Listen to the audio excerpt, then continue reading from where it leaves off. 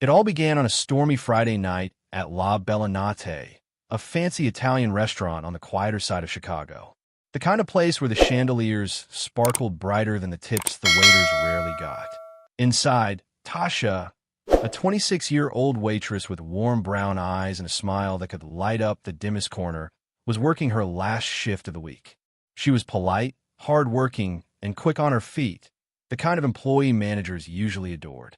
Usually, but not Mr. Reynolds, her manager. He was a tall, smooth-talking man with a superiority complex and an ego too big for his cheap cologne. He had a reputation for crossing lines, especially with his female staff. And that night, he was about to cross the wrong one.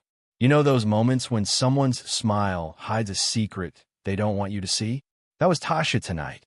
She wasn't smiling out of joy. She was surviving. Because lately, Mr. Reynolds had been getting bolder.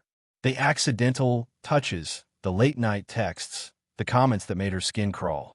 And tonight, she had decided something. She was done taking it. But fate had other plans. The restaurant was closing. The lights dimmed, customers gone. The kitchen clattered as the last pans were scrubbed. Tasha was cleaning up near the bar when Reynolds' voice echoed. "Tasha, I need to see you in the back office." Now, her stomach tightened. She wanted to say no, but saying no had consequences here. Shifts cut, hours gone. So she walked. But instead of heading into the office, Reynolds led her toward the staff bathroom. "Just a quick word," he said with that smirk, the kind of smirk that made her heartbeat turn to thunder. Inside, the fluorescent light flickered. The air was thick, and before she could even turn around, he grabbed her arm. She tried to pull away. He tightened his grip. "You think you can ignore me? After everything I've done for you?" Her eyes filled with fear, but her voice stayed steady. "Let go of me, Mr. Reynolds." And then, the door slammed open. There, standing in the doorway, was a man no one had seen enter. Dark suit, black gloves, eyes sharp as razors. That was Marcus, Tasha's husband. But to the world outside this restaurant, Marcus wasn't just any husband. He was Marcus DeLuca, the quiet power behind Chicago's most feared crime family. He had come early that night to surprise his wife, planning to take her home after a shift. He had been waiting outside in his car, watching through the tinted window, when he saw her manager lead her inside. And something in her body language, the way she froze, the way she hesitated, told him everything.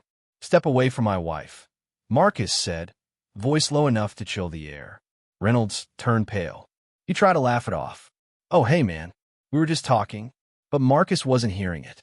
He stepped closer, slow, controlled, dangerous. Tasha was shaking, but she knew that look in her husband's eyes. It was the same look that made rival bosses flinch during negotiations. "You touched her," Marcus said quietly, almost whispering. "You put your hands on my wife." Reynolds stammered. "It's not what it looks like." Marcus leaned in, face inches from his. "You're right," he said. "It's worse." Now, let's pause for a second.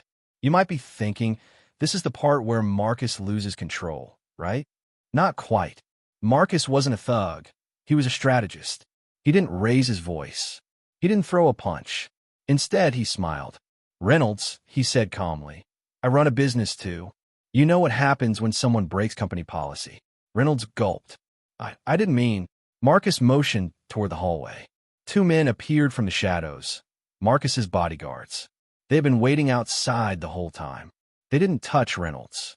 They just stood there, watching, silent, the kind of silence that speaks louder than screams. "You have two choices," Marcus said. "You can apologize to my wife, sincerely, and leave this city by tomorrow morning. Or you can stay and deal with what happens when I stop being polite." Tasha's tears finally fell.